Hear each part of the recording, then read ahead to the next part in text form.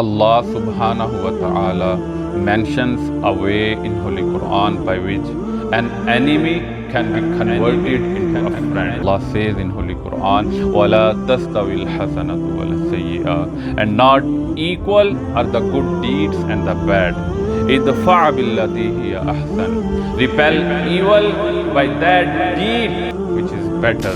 فَإِذَا الَّذِي بَيْنَكَ وَبَيْنَهُ عَدَاوَةٌ كَأَنَّهُ وَلِيٌّ حَمِيمٌ, thereupon the one whom between you and him is enmity will become as though he was a devoted friend of yours.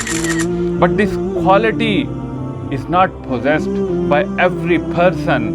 It needs strong commitment, it needs willpower, and it needs courage to control a person. That is why Allah mentions وَمَا يُلَقَّاهَا إِلَّا الَّذِينَ صَبَرُوا, that none is granted with it except those who are patient. That's why Muhammad sallallahu alayhi wa sallam says, إِنَّ مِنْ خِيَارِكُمْ أَحْسَنَكُمْ أَخْلَاقًا, the best amongst you are those people who are better in their manners, who are better in their character. If someone is hurting you, in return you are treating him softly.